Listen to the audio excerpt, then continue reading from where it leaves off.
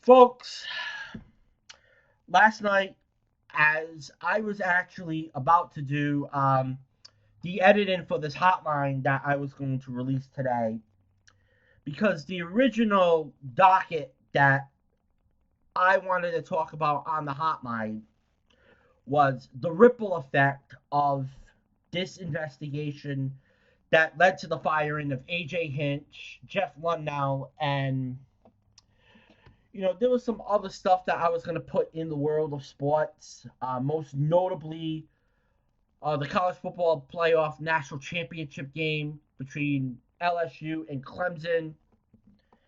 And then last night, after I had my supper, my low carb supper, so to say, I get the news buzzing on my phone that Alex Cora got fired. And I'm going to say this as a fan. I was happy about it. And of course, I'm going to be happy about it because, hey, the Boston Red Sox are my team's rival. And I've been saying it all fucking offseason. This is the greatest offseason for the New York Yankees. And I don't want to sound like a fucking broken record. But there's going to be some stuff that's going to come out later today. The Boston Red Sox, as of this recording, have a 1 o'clock press conference. So we're going to see what happens with this press conference in just a little bit. But the MLB hasn't even leveled their punishment on Alex Cora yet. Let me tell you something, y'all. Alex Cora's going to fucking get banned from baseball for life. I can fucking see that happen. I really do. But this earth-shattering news, it made its way to New England this week. Sure. What is the big fucking talk in New England right now? And what was the big fucking talk in New England yesterday? On every fucking major sports radio in Boston. Even that piece of shit Andy Gresh talked about it the other day. About Tom Brady possibly leaving New England. That's a fucking story that I'm gonna fucking talk about another day. Don't get me wrong on that. But this story is more fucking important than a fucking football story. And what makes the Houston Astros collapse more comical is the sentiment that Alex Cora actually didn't need technology to steal signs from opposing teams. Now, Bob Nightingale, he said this on Twitter this morning, and this is why I wanted to do this hotline now compared to, of course, having to fucking edit the hotline last night and then having to do another emergency hotline. The shame of Red Sox manager Alex Cora's demise is that he didn't need computer technology to steal signs and gain a competitive edge. Cora's former teammates say he was ingenuous stealing signs and watching pitchers tip pitches simply by using his own eyes. If that's the case, why were the Astros so fucking hell-bent on deploying cameras in the outfield of Minute Maid Park? You want to know why? Because they're fucking frauds. As if Cora's apparent sign stealing wasn't enough for them to gain a competitive edge, and a fair one at that, because everybody dabbles with these fucking sign stealings these days. What Houston did, they took things colossal. I read the fucking statement from the Boston Red Sox, why they let go of Alex Cora.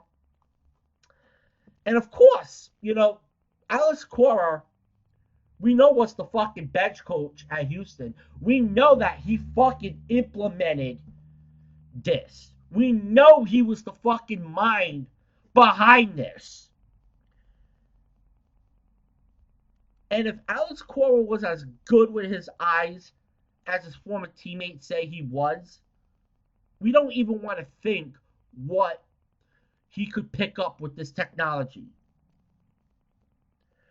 I'm still going to go with this, and I'm still going to say it to this day. The Astros deserved everything that came their way in this punishment and in this report. I do agree with Major League Baseball when it comes to the teams that the punishment should have been more harsh. I think Major League Baseball, in my fucking honest opinion, gave them a little bit of a free ride.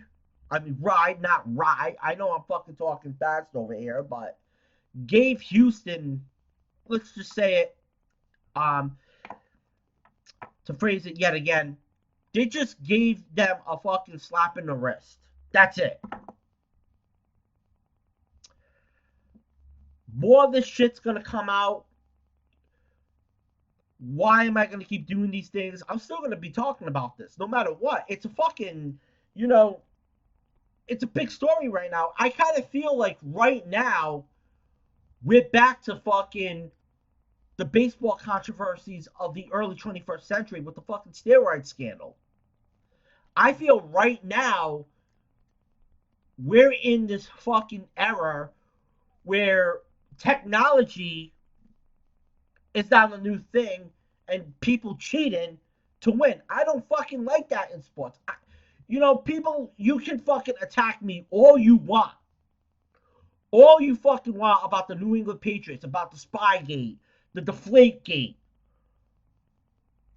This is even more fucking worse than fucking Deflategate and Spygate.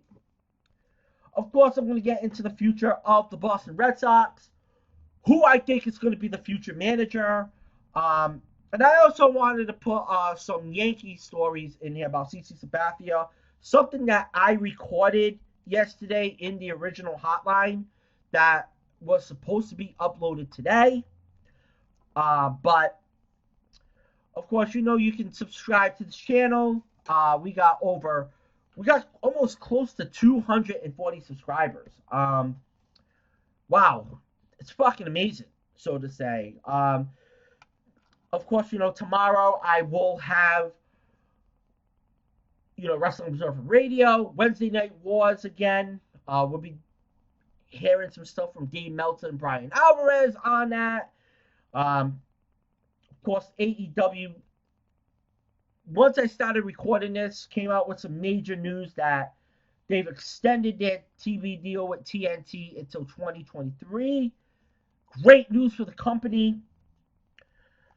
Subscribe, hit that notification button for all future videos that I put on here, whether it's hotlines, whether it's breaking news stories, you name it. Check it out. That's all I gotta say. I know I talk a lot of shit about the Boston Red Sox, but you also gotta consider the future of this organization. And now with spring training going to happen a month away, 4 weeks to be exact, they're in the market for a new manager. This is going to be the Boston Red Sox second managerial search in 3 years.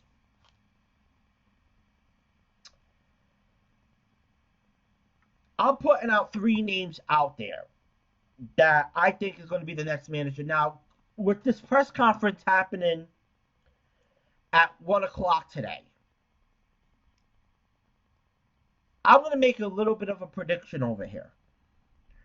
I believe that it's going to be announced someone's going to be the new manager of that team, probably on a temporary basis.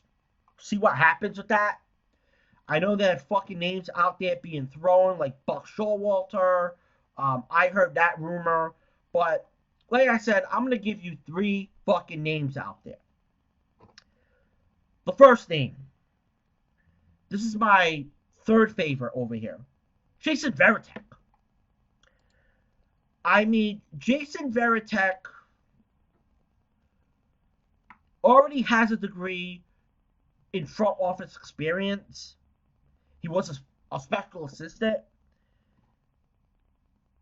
This guy is born and bred as a Boston Red Sox player. And I know I'll even say it, I fucking hate Jason Varitek. And I'll tell you why in just a moment. But this guy was the captain of the Boston Red Sox. Won 2 World Series rings. Part of that infamous 2014.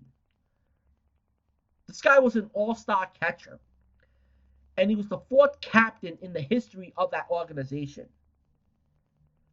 Boston Red Sox fans, and trust me, I know a lot of Boston Red Sox fans, and these are fucking people that actually respect my opinion, not these fucking naysayers out of fucking Rhode Island that fucking hate me and fucking call me a fucking narcissist and fucking call me a whole bunch of fucking names. I'm not even gonna fucking get into that. But people that I know that are Red Sox fans, he's respected by the fan base. And I can even say it like this. As part of the YouTube baseball community, this hiring actually makes sense for the Boston Red Sox.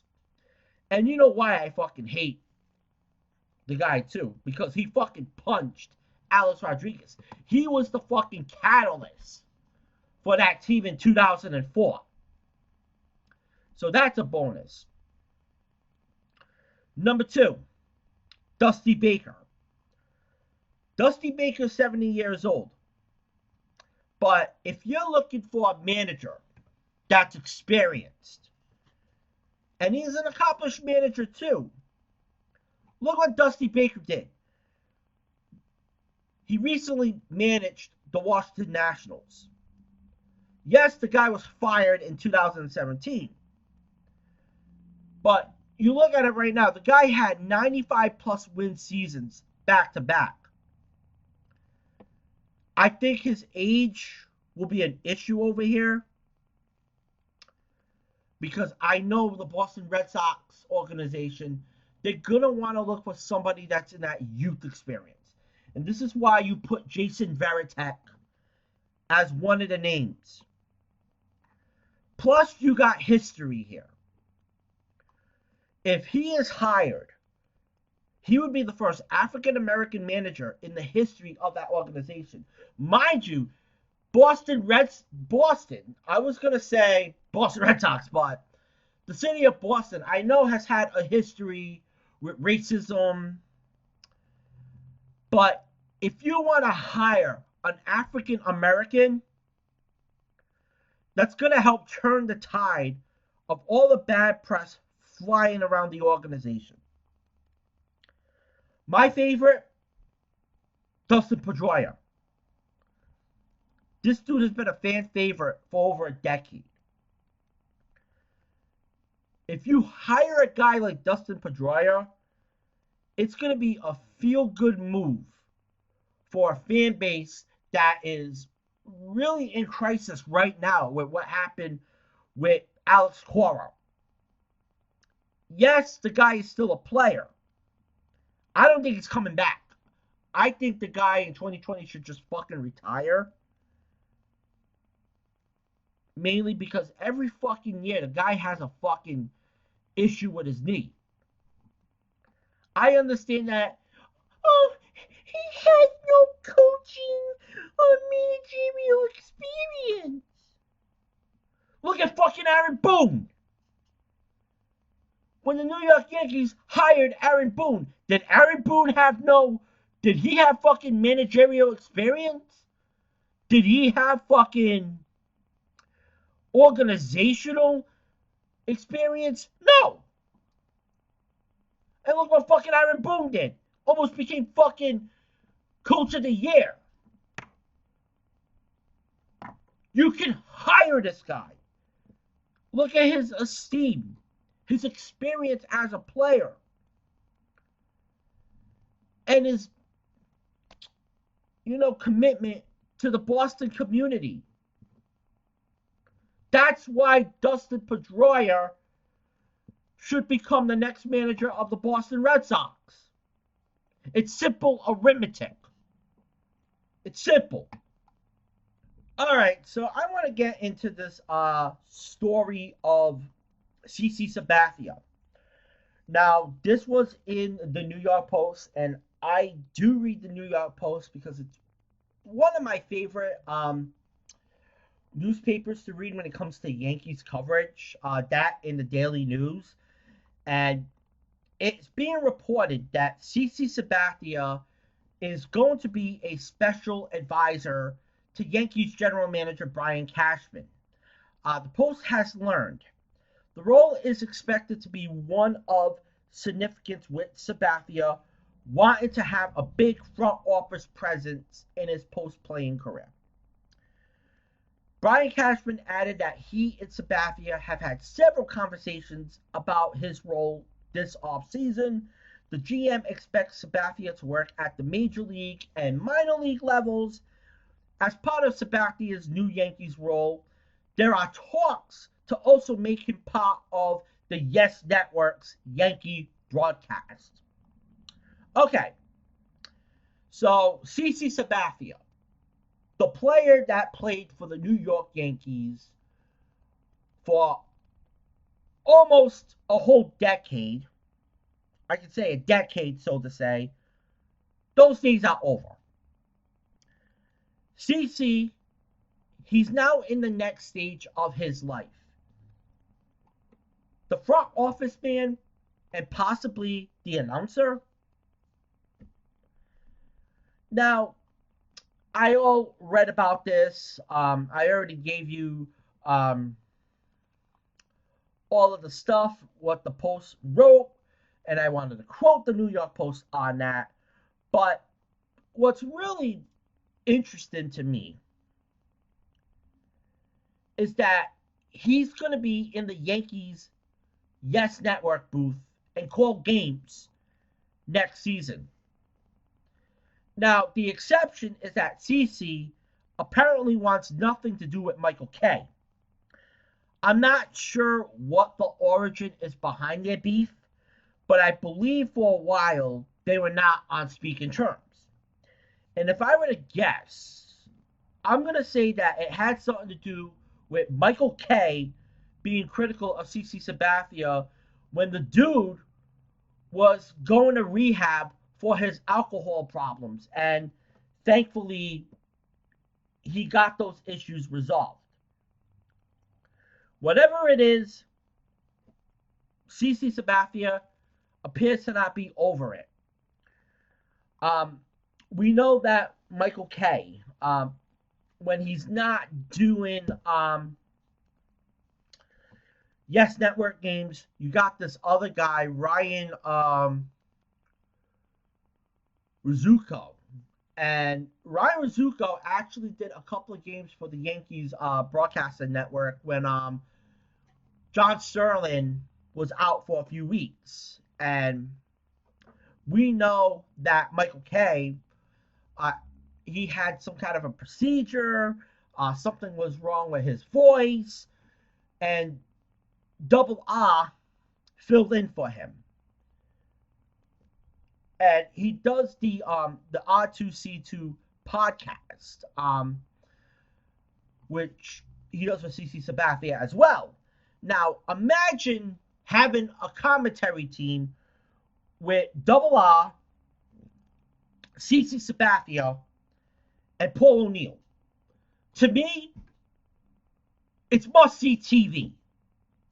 And another credible tidbit of the story, CC Sabathia does not want to wear a suit. And this is what he said, and I quote, "I'm not wearing a suit. Why do I need to wear a suit to talk about baseball? It is fucking stupid to wear a suit. Guys on the field aren't wearing dress clothes. People in the stands aren't wearing dress clothes. It makes no sense. If they let me go up there in a Jordan sweatsuit, I'll do games all day. That's my king right there. Let me tell you y'all something. And I'm going to say this in a personal stance. I don't wear a suit. The last time I had to wear something of significance was my senior prom, where I had to wear a tuxedo. And trust me, that was a disaster. Because I had some wardrobe malfunctions. To me, when I go to like a special occasion, I wear jeans and I wear a nice button-up shirt. I don't wear a tie. To be honest, I kind of fit in with the young generation. I even wear dress sneakers because CC Sabathia at the end, he doesn't give a fuck. You're not getting that man in a suit, no matter how much money you're gonna throw at him. It's a jumpsuit or bust. That's a mood if I've ever seen one. And he's dead on right. Why on earth do these guys have to wear a suit up in the booth? Like, seriously. Why?